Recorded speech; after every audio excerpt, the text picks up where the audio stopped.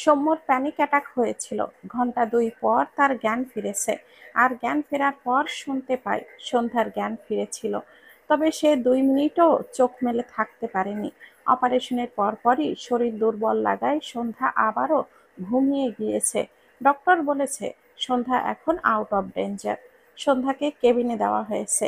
বেডের ওপরে শুয়ে কি নিশ্চিন্তে ঘুমাচ্ছে মেয়েটা, যে কিছুক্ষণ আগেও নিজের অজান্তেই সবার নিঃশ্বাস কেড়ে নিতে যাচ্ছিল। সৌম্য সন্ধ্যার বেডের পাশে অনেকক্ষণ যাবৎ দাঁড়িয়ে আছে, দৃষ্টি সন্ধ্যার ঘুমন্ত মুখপানে।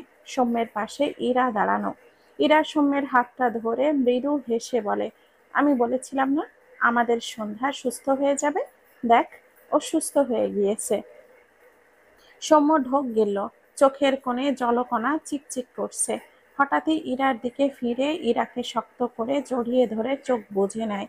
এতক্ষণে জমানো জলকণা চোখ বেয়ে গড়িয়ে ইরার কাঁধে এসে পড়ে। ইরা বুঝতে পারল, তবে কিছুই বলল না। 2 হাত আলতো করে সৌম্যের পিঠে বুলিয়ে নীরব সান্ত্বনা দেয়। সৌম্য ভাঙা গলায় বলে, বনুর কিছু হলে আমি মরে যেতাম ইরাবতী। ইরার চোখের কোণে পানি জমে। সন্ধ্যার কিছু হলে এতগুলো মানুষের কি হতো ভাবলেই গায়ে কাঁটা দেয়। সৌম্য ওই ইরাকে ছেড়ে 2 হাতে চোখ ডলে নিজেকে স্বাভাবিক করে। এরপর ধীর পায়ে এগিয়ে এসে সন্ধ্যার মাথার কাছে বসে সৌম্য। ডান হাতে সন্ধ্যার মাথায় স্নেহের হাত বুলিয়ে দেয়। এরপর মুখ নামিয়ে সন্ধ্যার কপালে একটা চুমু এঁকে ভাঙা গলায় বলে, তোর কিছু হলে আমি এতিম হয়ে যেতাম বনু। তুই তো আমার ছোট মা, কখনো আমায় রেখে যাবি না, মনে থাকবে? সৌম্যের কথায় ইরা মৃদু হাসল। তার বাবার মুখে এই ছোট মা শব্দটা সে বহুবার শুনেছে। সৌম্যর মাকে ডাকতো এই নামে। সৌম্যের মুখে এই ছোট মা নামটা শুনলে তার বাবার কথা মনে পড়ে যায়। সৌম্য সন্ধ্যার পাশ থেকে উঠে এসে ইরার দিকে চেয়ে বলে, তুই বনুর কাছে বস ইরাবতী, আমি একটু পর আসছি। ইরা ভুরু কুঁচকে বলে, কোথায় যাবি? সৌম্য কেবিন থেকে বেরিয়ে যেতে যেতে বলল, কাজ আছে, একটু পরেই আসছি, তুই বস। সৌম্য হসপিটাল থেকে বেরিয়ে আশেপাশে খুঁজে খুঁজে একটি মসজিদে এসেছে। এখানে এসে অজু করে এশার নামাজ সহ 2 রাকাত নফল নামাজ পড়ে আল্লাহর কাছে শুকরিয়া জানায় সন্ধ্যা সুস্থ হওয়ার জন্য। এরপর মসজিদের দান বক্সের কাছে এসে দাঁড়ায়।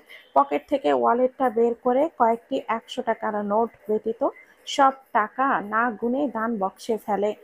সন্ধ্যার অপারেশনের কখন কি লেগে যায় এই জন্য প্রায় 1010 টাকা ক্যাশ রেখেছিল, যার সবই খুশি মনে আল্লাহর কাছে রেখে গেল। এরপর সৌম্য বাইরে বেরিয়ে আকাশের দিকে তাকিয়ে বুক ভরে শ্বাস টেনে নেয়। মৃদু স্বরে বলে, মা জানো, আমি চলে যাওয়ার পর বনু অনেকগুলো বছর কথা বলেনি, কিন্তু আজ আবারও ও কথা বলবে।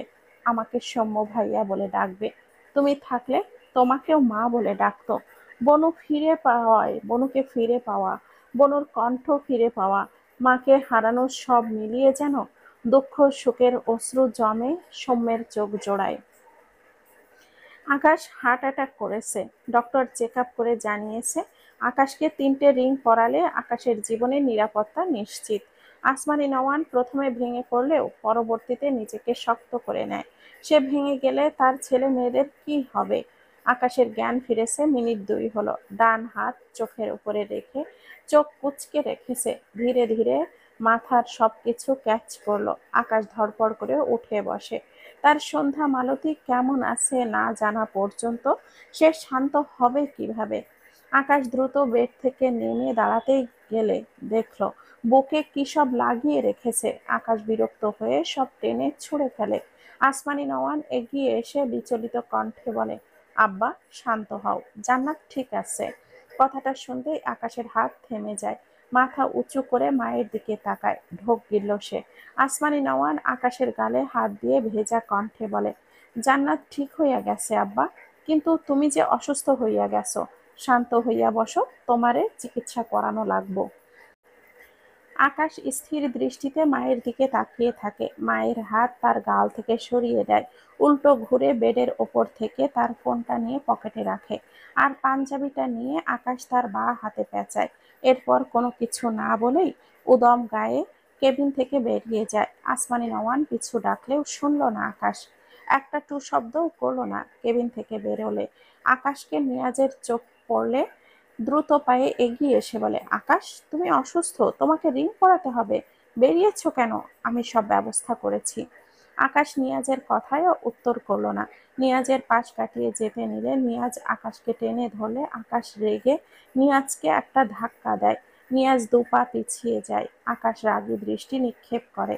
এরপর এগিয়ে যেতে নিলে নিয়াজ আবারও আকাশের হাত টেনে ধরে বলে, আকাশ তুমি রাগ করো, প্রবলেম নেই, কিন্তু প্লিজ তোমাকে রিং পরাতে দাও, তোমার হার্টে ব্লক হওয়া।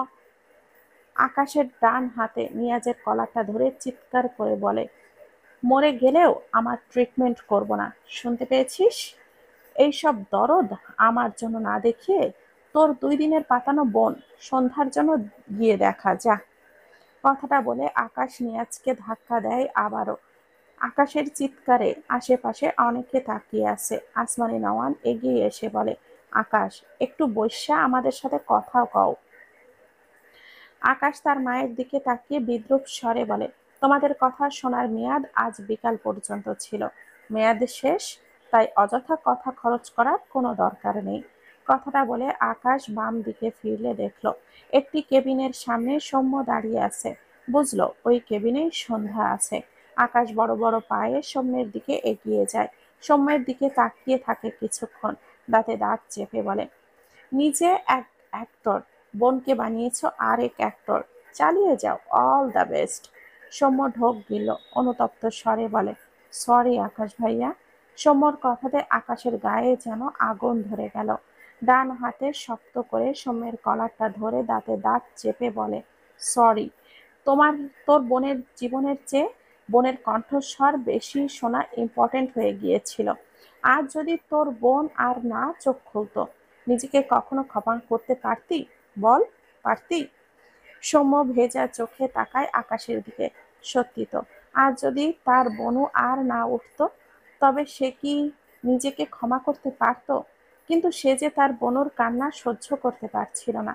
আকাশ সৌম্যের কলারটা ছেড়ে দেয়, ঢোক গিলে বলে, তোদের বুক ভরা সাহস, আমার এত সাহস ছিল না, তাই তোর বোনের কান্না হাজার কষ্টেও সয়ে গিয়েছি। কিন্তু তোরা সবাই মিলে কি করলি? বিশ্বাসঘাতকের দল কোথাকার।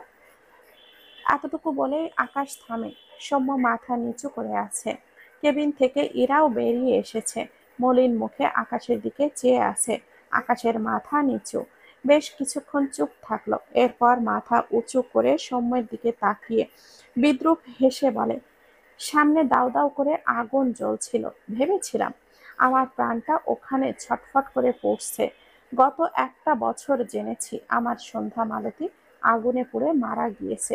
যখন দেখি আমার কলিজায় ঠাঁই দেওয়া মানুষ মৃত্যুর সাথে লড়াই করছে, মৃত্যুর কোলে ঢলে পড়েছে, তখন ঠিক কতটা কষ্ট হয় জানিস? জানবি কি করে? তুই তো জানতি তোর ইরাবতী দিব্যি বেঁচে আছে, কিন্তু আমি জেনেছি আমার সন্ধ্যা মালতী এই পৃথিবীর বুকে বেঁচে নেই, কোথাও নেই। আমার মাঝে আমার প্রাণ ছিল না রে। তোরা লুকিয়ে থেকে আমায় এত কষ্ট দিলেও তোদের 2 ভাই বোনের শান্তি হয়নি, তাই না? আজ আবারও স্বার্থপরের মতো একইভাবে আমায় কষ্ট দিতে নেমে পড়লি। আর কত কষ্ট দিলে তোরা 2 ভাই বোন থামবি? কথাগুলো বলতে গেলে আকাশের গলা বেঁধে আসে, মাথা নিচু করে নেয়। সৌম্যের চোখের কোণে আরো খানিকটা জলকণা জমা হয়। সে তো জানতো না আকাশ তার বোনকে এতটা ভালোবাসে। জানলে সে তার বোনকে নিয়ে সামনে আসতো না, আসতো। আজ আজ সন্ধ্যার অত কান্না ইচ্ছে পূরণ করতে অনেক বড় রিস্ক নিয়েছিল। ঢোক গিলল সৌম্য। আকাশ ফোঁস করে শ্বাস ফেলে, সৌম্যের দিকে তাকিয়ে বলে, আমি জানি তোরা থামবি না, আসলে আমি তোদের কাছে বেশি সস্তা হয়ে গিয়েছি, স্পেশালি তোর বোনের কাছে। এবার থেকে নিজের মূল্য নিজেই কুড়াবো। সৌম্য কিছু বলতে চায়। আকাশ সৌম্যের দিকে ডান হাতের আঙ্গুল উঁচিয়ে শক্ত গলায় বলে, don't talk mister. Soumya, just be quiet. কথাটা বলে সৌম্যকে ঠেলে সরিয়ে দেয়। সকলে শুধু নির্বাক দৃষ্টিতে আকাশকে দেখল। আকাশ আর এখানে দাঁড়ালো না, বা হাতে কেবিনের দরজাটা খুলে কেবিনের ভেতরে প্রবেশ করে।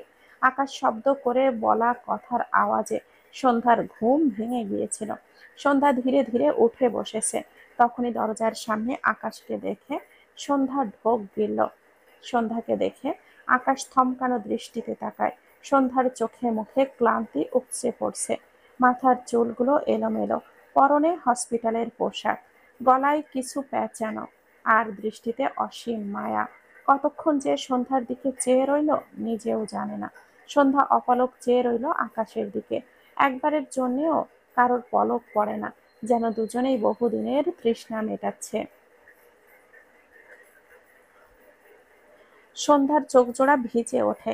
অপারেশন থিয়েটারে যাওয়ার আগে আকাশকে দেখার সেই তীব্র তৃষ্ণা এখনো মেটেনি তার। তার শুধু মনে হচ্ছিল সে হয়তো আর আকাশকে দেখতে পারবে না, আর আকাশের বুকে ফিরতে পারবে না। আকাশকে একভাবে দাঁড়িয়ে থাকতে দেখে সন্ধ্যার ভয় হয়। আগে আকাশ তাকে দেখলেই সর্বপ্রথম জড়িয়ে ধরতো, এরপর সব কথা বলতো। আজ কতক্ষণ পেরিয়ে গেল, অথচ আকাশ একইভাবে দাঁড়িয়ে আছে, তার দিকে এক পাও এগোয় না। আকাশকে না জানিয়ে অপারেশন করায় আকাশ কি অনেক বেশি রাগ করেছে? সন্ধ্যা আকাশের ভালোবাসার অপেক্ষায় বসে থাকে, দৃষ্টিতে অসহায়ত্ব। আকাশের দৃষ্টির নড়চড় নেই, স্থির দৃষ্টিতে সন্ধ্যার মুখপানে চেয়ে আছে সে। সুস্থ সন্ধ্যাকে দেখে তার মনে হলো বুকের ওপর থেকে যেন একটি পাহাড় সরে গিয়েছে। কিন্তু সন্ধ্যার করা কাজ মনে পড়তেই আকাশের চোয়াল শক্ত হয়, দৃষ্টিতে দৃঢ়তা আসে। আজ তার সন্ধ্যা মালতী আর নাও তাকাতে পারত, আর এর জন্য দায়ী থাকতো তার গোটা ফ্যামিলি। সবার আগে দায়ী থাকতো তার সন্ধ্যা মালতী। আকাশ আর ভাবতে পারে না, দুবার ঢোক গিলে অসহায় কণ্ঠে বলে, তুমি এতগুলো মাস আমার আড়ালে থেকে আমাকে তো কষ্ট দিয়েছই, এবার সত্যি সত্যি আমাকে নিঃস্ব করে দেবার পায়তারা করছিলে, তাই না? আমার কষ্টই কি তোমার শান্তি বয়ে আনে? তবে থাকো, যাচ্ছি আমি, আর ফিরবো না। কথাগুলো বলে থামে আকাশ। সন্ধ্যা বিস্ময় দৃষ্টিতে তাকায়। কোথায় যাবে আকাশ? মুহূর্তেই চোখ জোড়া আরো খানিক অশ্রুকণা জমতে শুরু করলো। আকাশ সন্ধ্যার চোখে পানি দেখে প্রাণহীন হাসলো। ডান হাতের কনিষ্ঠ আঙ্গুল উঁচিয়ে বুকের বাঁ পাশে উঁচিয়ে ভারী স্বরে বলে, এইখানটায় অনেক ব্যথা পেয়েছি বুঝলে। এতটা ব্যথা পেয়েছি যে চোখ দুটো মরুভূমির চেয়েও শুষ্ক হয়ে গিয়েছে। সবচেয়ে মজার ব্যাপার হলো, ব্যথা দেওয়ার মালিক তুমি সন্ধ্যা। সন্ধ্যা বিস্ময় দৃষ্টিতে তাকায় আকাশের বলা প্রতিটা কথায়। যতটা না কষ্ট পেলেও তার চেয়ে হাজার গুণ কষ্ট পায় তার নাম সন্ধ্যা বলায়। এই প্রথম আকাশ তাকে সন্ধ্যা মালতী না ডেকে সন্ধ্যা ডাকলো। গতকাল রাতেও আকাশ অনেকবার বলেছিল, তুমি শুধু আমার সন্ধ্যা মালতী। সন্ধ্যার চোখে জমা অশ্রুগুলো গালে গড়িয়ে পড়ে। সন্ধ্যা ঠোঁট নাড়িয়ে কিছু বলতে চাইল। আকাশ সাথে সাথে ডান হাত উঁচু করে ধমকের সুরে বলে, স্টপ সন্ধ্যা। সন্ধ্যা ঝাঁকি দিয়ে ওঠে। আবারও আকাশের মুখে সন্ধ্যা ডাকটা শুনে সন্ধ্যার বুকটা মুচড়ে ওঠে, চোখের বাঁধ নামে। অসহায় দৃষ্টিতে তাকায় আকাশের দিকে। আকাশ দেখল সন্ধ্যাকে, কিন্তু তার মন গলল না, বরং অত্যন্ত লুড়ো গলায় বলে উঠল, আই হেট ইয়োর ভয়েস। এরপর আকাশ একবার শ্বাস নেয়, আবারও একই সুরে বলে, যে কণ্ঠের জন্য তুমি আমার থেকে আমার সন্ধ্যা মালতীকে কেড়ে নিতে চেয়েছিলে, সেই কণ্ঠ আমি কখনো শুনতে চাই না। আজ বিকাল পর্যন্ত তোমার কণ্ঠ শোনার জন্য আমি প্রতিটা মুহূর্ত নিজের মাঝে তীব্র আকাঙ্ক্ষা পুষেছি, যে আকাঙ্ক্ষা আমি অনন্তকাল বয়ে বেড়াতাম, যেখানে মিশে থাকতো অফুরন্ত ভালোবাসা। কিন্তু তুমি আমার থেকে সেই ভালোবাসার মানুষটিকেই কেড়ে নেওয়ার পথে পা বাড়িয়েছিলে। কাজটা তুমি ঠিক করনি সন্ধ্যা। বারবার আকাশের মুখে সন্ধ্যা ডাকটা শুনে সন্ধ্যার কাছে বিষের মতো লাগছে। দৃষ্টিতে অসহায়। সন্ধ্যার দৃষ্টিতে দৃষ্টি মিললে আকাশ চোখ বুজে নেয়। ঢোক গিলল বেশ কয়েকবার, এরপর চোখ মেলে সন্ধ্যার দিকে চেয়ে দৃঢ় স্বরে বলে, এতদিন আকাশ নওয়ানের ভালোবাসা দেখেছ, এবার তার ভালোবাসার উল্টো পিঠ দেখবে। গট ইট, মিস সন্ধ্যা শেখ? সন্ধ্যা বিস্ময় দৃষ্টিতে তাকায়। তার মাথা ঘুরছে। আকাশ তার সাথে এভাবে কথা বলছে কেন? সে তো চিনতে পারছে না আকাশকে। কথাটা বলে আকাশ উল্টো ঘুরে কেবিন থেকে বেরিয়ে যেতে নেয়।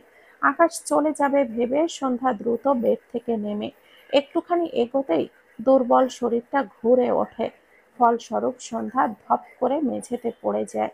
এদিকে আকাশ দু পা এগোলে ধপ করে কিছু পড়ে যাওয়ার শব্দ পেয়ে সাথে সাথে উল্টো ঘুরে তাকায়। দেখলো সন্ধ্যা মেঝেতে বসে পড়েছে। আকাশ দ্রুত কয়েক পা সন্ধ্যার দিকে এগোলে সন্ধ্যার কান্না মাখা মুখে হাসি ফুটে ওঠে। এইবার আকাশকে চিনতে পারছে। শান্তি লাগছে?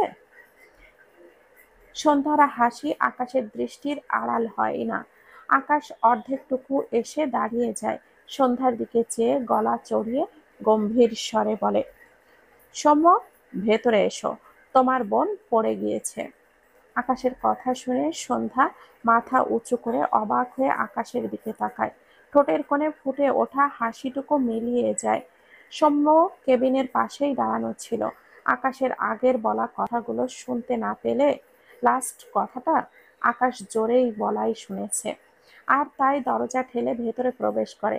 সন্ধ্যাকে মেঝেতে বসে পড়ে থাকতে দেখে দ্রুত পায়ে এগিয়ে গিয়ে সন্ধ্যাকে আগলে নেয়। দুই হাতে কোলে করে বেডের উপরে বসিয়ে দিয়ে আকাশের দিকে অবাক হয়ে তাকায়। আকাশ এতটা রুড হয়ে গেছে সে ভাবতেও পারেনি। তার বনুকে টাচ পর্যন্ত করছে না। সন্ধ্যা ছলছল দৃষ্টিতে আকাশের দিকে তাকিয়ে আছে। এই আকাশকে সে একটুও চেনে না। তার বাচ্চাদের মতো কাঁদতে ইচ্ছে করছে। আকাশ বাঁ হাতে পেঁচানো পাঞ্জাবি আর একটু ভালোভাবে পেঁচিয়ে নেয় হাতের সাথে। এরপর সন্ধ্যার জলে ভরা চোখে চোখ রেখে ভারী গলায় বলে, দেহের সবচেয়ে মূল্যবান রত্ন হৃদয়, যেখানে স্থান পাওয়ার যোগ্যতা সবার থাকে না। কথাটি বলে আকাশ আর এখানে দাঁড়ালো না। দ্রুত পায়ে কেবিন থেকে বেরিয়ে যায়। আকাশের কথাটা শুনে সন্ধ্যা আর সৌম্য দুজনের চোখাচোখি, চোখে মুখে যেন বিস্ময় ভর করে। সন্ধ্যার চোখ বেয়ে টুপটুপ করে পানি গড়িয়ে পড়ে। আকাশ তাকে এত ভারী কথা কি করে বলতে পারলো? আকাশের হৃদয়ের স্থান পাবার যোগ্যতা তার নেই। সন্ধ্যা জানে আকাশ তাকে কতটা ভালোবাসে। সেও তো ভীষণ ভালোবাসে আকাশকে। তবুও আকাশ কেন এভাবে বলে গেল? সন্ধ্যার দম বন্ধকর অনুভূতি হয়। সৌম্য ঢোক গিলল। আকাশ কত ভারী একটা কথা বলে গেল। তারই তো খারাপ লাগছে, তাহলে তার বোনর কেমন লাগছে? সৌম্য দৃষ্টি ঘুরিয়ে সন্ধ্যার দিকে তাকালে দেখল সন্ধ্যার দৃষ্টি দরজার পানে। চোখ থেকে অনবরত ঝরঝর করে নোনা পানি গড়িয়ে পড়ছে। সৌম্যর ভীষণ অসহায় লাগলো নিজেকে। আকাশ তো কারোর কথাই শুনছে না, এক শব্দ উচ্চারণ করতেও দিচ্ছে না। কিভাবে মানাবে আকাশকে? সন্ধ্যা তার ভাইয়ের দিকে তাকায়। সৌম্যও তাকায় তার বোনের দিকে। দুই হাতে সন্ধ্যার চোখের পানি মুছে দিয়ে মৃদু স্বরে বলে, কাঁদিস না বনু, সব ঠিক হয়ে যাবে। আকাশ সন্ধ্যার কেবিন থেকে বেরিয়ে গটগট করে হসপিটাল থেকে বেরিয়ে যেতে নিলে নিয়াজ আকাশের সামনে এসে বলে, আকাশ প্লিজ, রিংটা পরাতে দাও, প্রমিস তোমাকে আজকেই ছেড়ে দিব। আকাশ চোখ মুখ শক্ত করে তাকায় নিয়াজের দিকে। আসমানি নওয়ান আকাশের হাতটা ধরে বলে, আব্বা এমন কইরো না, তোমার এই অসুখ হইব আমি বুঝি নাই, জেদ কইরো না। আকাশ তার হাত মায়ের থেকে ছাড়িয়ে শক্ত কণ্ঠে বলে, জেদ আমি না, তোমরা করেছো। জেদ করে তোমাদের মেয়ের অপারেশন করিয়েছ, যেখানে ওর নিঃশ্বাস থেমে যাওয়ার সম্ভাবনা ছিল। করেছো, ভালো কথা। এবার গিয়ে তোমাদের মেয়ের কণ্ঠ শোনো। আমার কাছে কি, সবাই আমার থেকে দূরে থাকবে। কথাটা বলে আকাশ দুজনের পাশ কাটিয়ে হসপিটালের বাইরে চলে যায়। আসমানি নওয়ান ঝাপসা চোখে ছেলের প্রস্থান দেখলেন। ছেলে তার রাগ করে, অনেক রিয়াক্ট করে, একটু পর ঠান্ডা হয়ে যায়, কিন্তু এবার তো অদ্ভুত বিহেভ করছে। এখন সে কি করবে? নিয়াজ অসহায় চোখে চেয়ে রইল আকাশের প্রস্থানের পানে। নিয়াজের পাশে এক অর্ধবয়স্ক সিনিয়র ডক্টর এসে নিয়াজের উদ্দেশ্যে বলে, শুনেছিলাম আকাশ তোমার শত্রু? নিয়াজ তার সিনিয়র ডক্টরের দিকে চেয়ে বলে, জি স্যার। ভদ্রলোক ভুরু কুঁচকে বলে, মনে হচ্ছে ডিজিটাল যুগের সাথে শত্রুরাও ডিজিটাল হয়ে যাচ্ছে। এখন শত্রুরাও শত্রুর ভালো চায়। ভদ্রলোকটির কথায় নিয়াজ থতমত খেয়ে তাকায়। সিনিয়র ডক্টর মৃদু হেসে বলে, চিন্তা করো না, তোমার শত্রুকে এখন রিং না পরালেও তেমন প্রবলেম হবে না, তবে সামনে যখনই ঝামেলা মিটবে পরিয়ে নিও। ডক্টরের কথায় নিয়াজ আর আসমানি নহন সহ সবাই স্বস্তির নিঃশ্বাস ফেলে। তবে আসমানি নওয়ানের মন মানে না, মায়ের মন একটুতেই অস্থির হয়। সেখানে আকাশের তেমন ছোটখাটো ব্যাপার না। সন্ধ্যায় সেই তখন থেকেই নীরবে অশ্রু বিসর্জন দিচ্ছে। আকাশ যে বলল আর ফিরবে না, সন্ধ্যার মাথায় বারবার শুধু এটাই ঘুরছে, আর দুই চোখ বেয়ে অনবরত নোনা জল গড়াচ্ছে। ডক্টর বলেছে আজ যেন সন্ধ্যা কথা না বলে, আগামীকাল থেকে ঠিকঠাক ভাবে কথা বলতে পারবে। কিন্তু সন্ধ্যার ডক্টরের কথা মানল না। সে সৌম্যের দিকে চেয়ে অস্পষ্ট ক্ষীণ স্বরে ডাকে, সৌম্য ভাইয়া। হঠাৎ সন্ধ্যার কণ্ঠে সৌম্য তার আদরের বনুর ডাকটা শুনে সৌম্য স্তব্ধ চোখে তাকায় সন্ধ্যার দিকে। পা থেকে মাথা পর্যন্ত পুরো শরীর কেমন যেন ঝিমঝিম করে উঠল। আজ কত বছর পর এই ডাকটা সে শুনল। সন্ধ্যার কণ্ঠে পরিবর্তন এসেছে, তবে কণ্ঠস্বর ভীষণ চিকন। কি ভীষণ মিষ্টি শোনালো তার বনুর কণ্ঠ। শেষ কত বছর আগে এতটা শান্তি পেয়েছে সৌম্যর মনে পড়ে না। চোখের কোণে আনন্দ অশ্রু জমতে জমতে শুরু করেছে, বুক ভরে গিয়েছে। মনে হচ্ছে সে যুগ যুগ ধরে কোনো এক কারণে তৃষ্ণার্ত ছিল, যে তৃষ্ণা তার তৃপ্তির সাথে মিটে গেল। সৌম্য দুই হাতে সন্ধ্যার গালটা আগলে নিয়ে কাঁপা কাঁপা কণ্ঠে বলে, আরেকবার ডাক বনু। সন্ধ্যা নাক টেনে আবারও ক্ষীণ স্বরে ডাকে, সৌম্য ভাইয়া। সৌম্যর ডান চোখ থেকে এক ফোঁটা পানি গড়িয়ে টুপ করে পড়ে। সন্ধ্যা দেখল তার ভাইয়ের এক ফোঁটা পানি তার চোখ থেকেও পানি গড়ায়। সৌম্য সন্ধ্যার মাথা তার বুকে চেপে সন্ধ্যার মাথায় একটা চুমু খেয়ে ভাঙা গলায় বলে, আমি এত খুশি কখনো হইনি, তুই আমার খুব আদরের বনু। সন্ধ্যা দুই হাতে তার ভাইকে জড়িয়ে ধরে, নিঃশব্দে চোখের পানি ফেলে। সৌম্য ভাইয়া ডাকতে সে কত প্রহর গুনেছে, শুধু সেই জানে। কত রাত কেঁদেছে। আজ সেই দিন আল্লাহ তাকে এনে দিয়েছে। আল্লাহর প্রতি কৃতজ্ঞতার অশ্রু গড়িয়ে পড়ে। কিন্তু সে তো আকাশকে তার কণ্ঠ শোনাতে পারল না। কবে পারবে? কবে আকাশকে ডাকবে? আকাশও তার ডাকে সাড়া দিবে? কবে আসবে সেই দিন? আকাশ যে চলে গেল, কথাগুলো ভেবে সন্ধ্যার কোপানি বাড়ে। সন্ধ্যা মাথা উঁচু করে কান্না মাখা মুখে সৌম্যের দিকে চেয়ে আস্তে করে বলে, উনি কি আমার ডাক শুনবে না সৌম্য ভাইয়া? সৌম্য সন্ধ্যার গালে গড়ানো চোখের পানি মুছে দিয়ে মৃদু স্বরে বলে, শুনবে বনু, আকাশ ভাইয়াকে একটু টাইম দে। আকাশ হসপিটাল থেকে সোজা শপিং মলে এসেছে, সাথে বায়ান আছে। সে বুঝতে পারছে না আকাশ কি করতে চাইছে। সে শুধু আকাশের পিছু পিছু আসছে। আকাশ যেভাবে যেতে বলেছে গাড়ি চালিয়ে নিয়ে যাচ্ছে। সে যদি জানতো সে সন্ধ্যার অপারেশনের কথা বললে আকাশ এত ঝামেলা করতো না, হয়তো বলতো না। বেচারা আকাশকে বলে নিজেই বেকুব বনে গিয়েছে। তার ভাবনার মাঝেই আকাশ ট্রায়াল রুম থেকে বেরিয়ে আসে। বায়ানের দৃষ্টি আকাশের ওপরে পড়লে বায়ান বিস্ময় দৃষ্টিতে তাকায়। চোখ জোড়া কোঠর থেকে বেরিয়ে আসার উপক্রম হলো, কারণ আকাশের পরনে কালো শার্ট, কালো প্যান্ট, এমনকি জুতোটাও কালো। আগে আকাশকে সব রকম পোশাকেই দেখা যেত, কিন্তু গত প্রায় ১.৫ বছরে আকাশকে সাদা ছাড়া অন্য কোনো কালারের একটা সুতাও পরতে দেখেনি।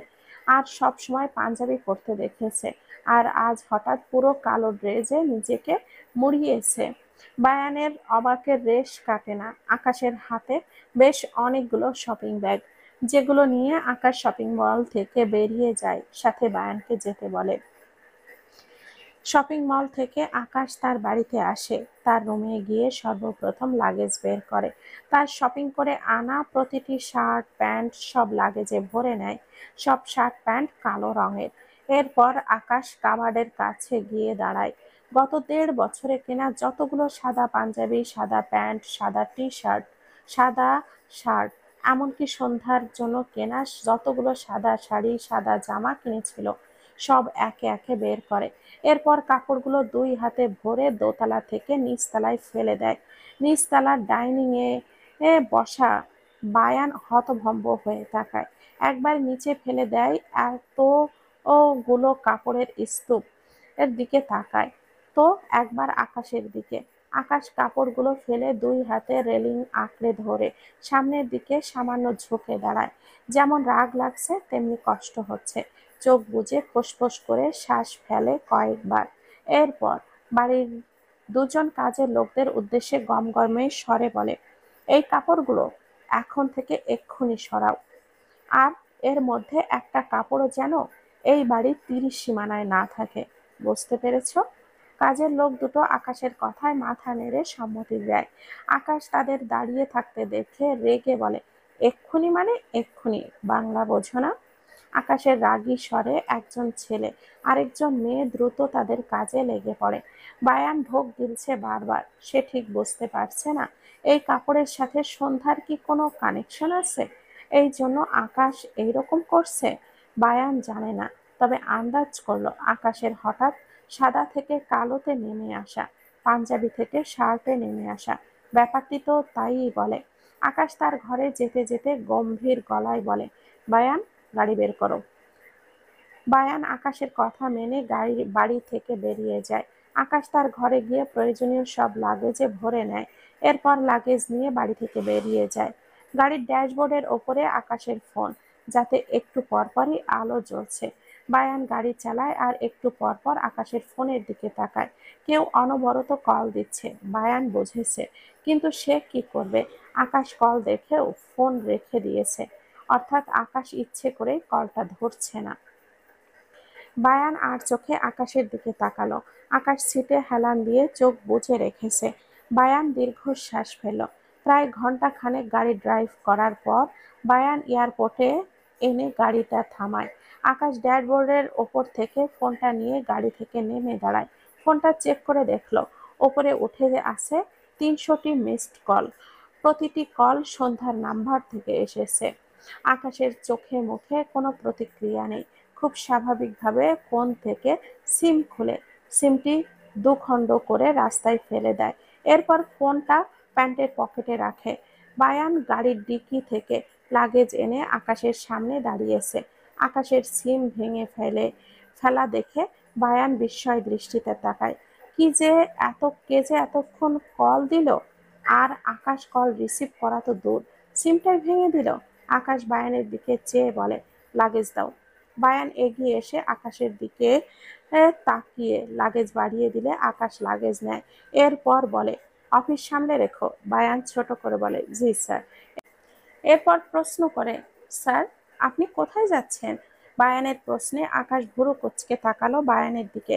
কিছুই বলো না, উল্টো ঘুরে লাগেজ নিয়ে সিকিউরিটি গেট থেকে ওর দিকে এগিয়ে যেতে যেতে গম্ভীর গলায় বলে, বাসায় যাও। বায়ান আকাশের ব্যবহারে অবাক হলো। আকাশকে অনেক বেশি অদ্ভুত লাগছে। মাঝরাত, সন্ধ্যার বেডের উপরে দু হাঁটু জমা করে বসে নিঃশব্দে অশ্রু বিসর্জন দেয়। সে আকাশকে শত শতবার কল দিল, অথচ আকাশ একবারও তো কল রিসিভ করলোই না, উল্টো ফোনটা বন্ধ করে দিয়েছে। তার দম বন্ধ লাগছে। আকাশ এরকম করলে তার কি করে চলবে? আকাশের ভালোবাসা ছাড়া তার চলে না তো। আসমানি নওয়ান আকাশকে কলে না পেয়ে বাসায় গিয়েছেন। সন্ধ্যা যেহেতু মোটামুটি সুস্থ, তাই এখানে শুধু সৌম্য আর ইরা আছে। বাকিরা বাড়ি চলে গিয়েছে। সন্ধ্যাকে সেই যে উপুর হতে দেখেছে ইরা, সৌম্য এখনো সেভাবেই আছে। দুজনেই বুঝতে পারছে সন্ধ্যার মনোভাব। আকাশকে এতবার কল দিয়েছে, তাও দেখেছে। সৌম্যের ভীষণ অসহায় লাগছে। সে আসলে কাকে দোষ দিবে বুঝতে পারছে না। দোষ তো আসলে কারোরই নয়, না আকাশের, না তার, না তো তার বোনর। কিন্তু সবাই একে অপরের কাছে দোষী হয়ে বসে আছে। সৌম্য উঠে এসে সন্ধ্যার পাশে দাঁড়িয়ে সন্ধ্যার মাথায় হাত দিয়ে বলে, আকাশ ভাইয়া চলে আসবে বনু, তুই এখন ঘুমো, নয়তো অসুস্থ হয়ে যাবি। সন্ধ্যা নাক টানল, মাথা তুলে দুই হাতে চোখ মুখ মুছে সৌম্যের দিকে তাকায়। সৌম্য দেখল সন্ধ্যা কেঁদে কেটে চোখ মুখ ফুলিয়ে ফেলেছে। সৌম্য অসহায় দৃষ্টিতে তাকালো সন্ধ্যার দিকে। ইরা এগিয়ে এসে বেডের ওপরে উঠে বসে। এরপর সন্ধ্যাকে নিয়ে জোর খাটিয়ে শুয়ে সন্ধ্যাকে জড়িয়ে ধরে। সন্ধ্যার ভালো লাগলো। ইরা যখন বড় বোনের মতো তাকে এভাবে আগলে নেয়, তখন তার মনে হয় তার মা তার যত্ন করছে। সন্ধ্যা নিজেও ইরার পেটের ওপরে হাত দিয়ে চোখ বুজে নেয়। সৌম্য দুই চোখ ভরে দেখল তার ইরাবতী আর বনুকে। ইরা সৌম্যের দিকে তাকালে সৌম্য মৃদু হাসে। ইরাও একটু হাসে। ঘরের অপর পাশে পাতা আরেকটি বেড দেখিয়ে মৃদু স্বরে বলে, ঘুমিয়ে পড়, অনেক রাত হয়েছে। সৌম্য সম্মতি দেয়। এগিয়ে এসে ইরার কপালে দুটো চুমু খায়, সাথে সন্ধ্যার কপালে দুটো চুমু খেয়ে বলে, আর কিন্তু কাঁদবি না বনু। সন্ধ্যা চোখ বুজে রেখে নীরব সম্মতি দেয়। সৌম্য ঘরের লাইটটা অফ করে দিলে আবারও সন্ধ্যার চোখ থেকে পানি গড়িয়ে পড়ে। সে কাকে বোঝাবে? আকাশকে ছাড়া তার কতটা ছটফট লাগে, কতটা দম বন্ধ লাগে। আকাশ একবার তাকে জড়িয়ে ধরলে বোধহয় এই ছটফটানিটা কমতো, কিন্তু আকাশ যে আর তার ডাকে আসে না। বিমান ছেড়েছে ঘন্টা খানেক হলো। আকাশ বিমানের সিটে বসে হেলান দিয়ে চোখ বুজে রেখেছে, দুই হাত আড়াআড়ি ভাবে গুজে রাখা। ওপর থেকে একদম শান্ত, ভেতরটা ভীষণ ছটফটে। বন্ধ চোখের পর্দায় সন্ধ্যার স্নিগ্ধ মায়া ভরা মুখ। আকাশ হঠাৎই গুনগুনিয়ে গায়, যত দূরে যাই না কেন থাকবো তোমার পাশে, যেমন করে শিশির ফোঁটা জড়িয়ে থাকে ঘাসে। ছায়ার মতো থাকবো আমি, ছায়ার মতো থাকবো আমি, শুধু তার পাশে। যদি বলি সে আমায় সত্যি ভালোবাসে।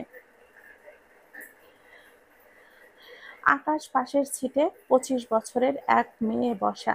সে আকাশের গুনগুনিয়ে গান গাওয়াটি খুব মনোযোগ দিয়ে শুনছে। আকাশ থেমে গেলে মেয়েটি আকাশের দিকে তাকিয়ে উৎফুল্ল কণ্ঠে বলে, ভাইয়া, আপনার গানে গলা তো ভীষণ সুন্দর। কথাটা শুনে আকাশ চোখ মেলে ডান দিকে ঘাড় ফিরিয়ে মেয়েটির দিকে তাকায়, চোখে মুখে বিরক্তি। মেয়েটি মৃদু হেসে আকাশের দিকে তাকিয়ে আছে। সে ভেবেছে আকাশ তাকে একটা থ্যাঙ্কস দিবে, কিন্তু কিছু সময় পরই যখন আকাশকে গম্ভীর মুখ সাথে একটু আধটু রাগী চোখে তার দিকে চেয়ে থাকতে দেখলো, তখন মেয়েটি ঢোক গেল। আকাশ ঘাড় সোজা করে বা হাতে ডান হাতের শার্টের হাতাটা কনুই থেকে আরেকটু ওপরে তোলে। মেয়েটি আকাশের কাণ্ড দেখে শুকনো ঢোক দিল। শার্টের হাতা গোটাচ্ছে কেন? তাকে মারবে না তো? কথাটা ভেবে মেয়েটি তার ছিটে একটু সিটিয়ে বসলো। ভাবলো এই লোক বোধহয় প্রশংসা নিতে পারে না। অতঃপর মেয়েটি আমতা আমতা করে বলে, সরি ভাইয়া, আমার বলতে মিস্টেক হয়েছে। আসলে আপনার গানের গলা ভীষণ জঘন্য। সবাইকে অনেক অনেক ধন্যবাদ। গল্পটির নাম হচ্ছে অন্তর্গ্রহণ। লিখেছেন ডিআরএম সোহাগ। পেজ ডিআরএম সোহাগানি। গল্পটি যদি ভালো লেগে থাকে তাহলে প্লিজ একটা লাইক করবেন। পরবর্তী অংশ পেতে হলে আমাদের সাথেই থাকবেন। ভালো থাকবেন, সুস্থ থাকবেন। আল্লাহ হাফেজ। আসসালামু আলাইকুম ওয়া রাহমাতুল্লাহ।